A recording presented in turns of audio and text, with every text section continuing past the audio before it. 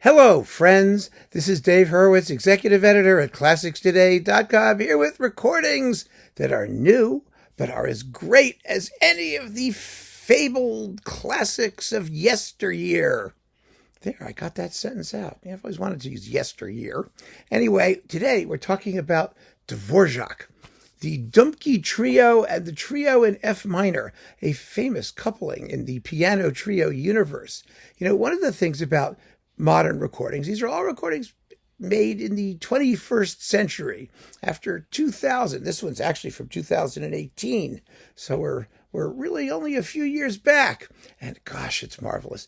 One of the things that is sort of people don't realize, it's one thing when you talk about orchestras and the great dictatorial conductors who operated to a certain extent under conditions that don't exist anymore. That is, you could be a complete bastard and hire and fire and terrorize your musicians and sort of, freak them out into surpassing themselves performance-wise.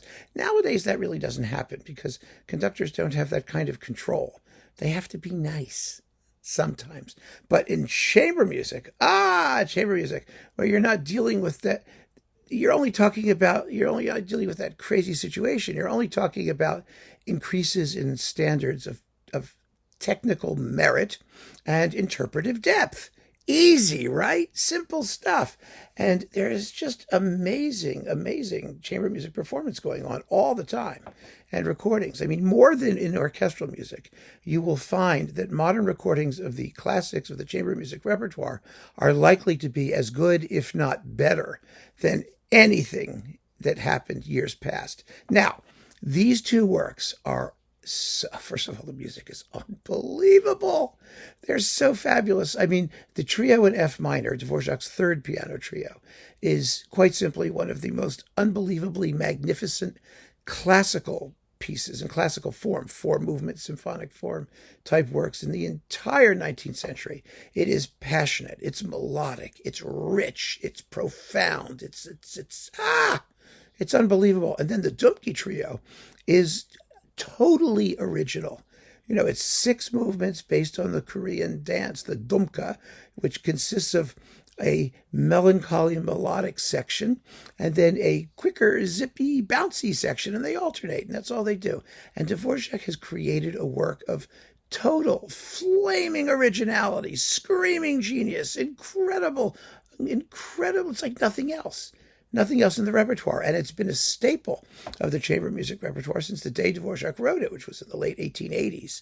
So it's been around for a while, and it's had some absolutely marvelous recordings. In stereo, the most famous ones are the Suk trio on Supraphon and also Denon. It was a licensed deal, so it's the same performances basically. And then the Beaux-Arts trio on Philips, now Decca, which did the entire trio repertoire and did it all absolutely superbly. I mean, and these were wonderful performances. They were the standards by which all others were judged. And then this sucker came along on Ondine, and it features Christian Tetzlaff, Tanya Tetzlaff, that's violin and cello, respectively, and Lars Vogt, piano.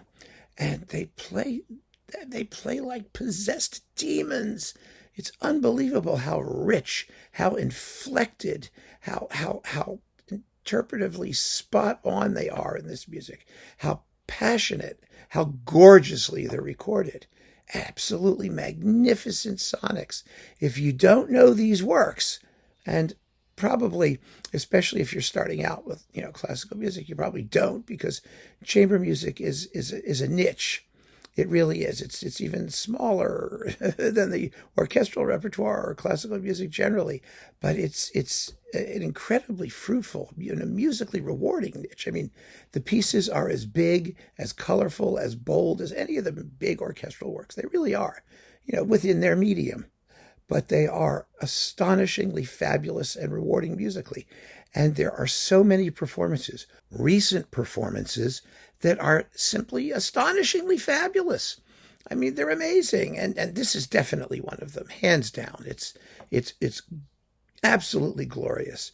I mean, when this came out, in 2018. I played it and played it again and again, and I've been playing it regularly ever since. And you will too. It's really an astonishing achievement, and they're happening all the time.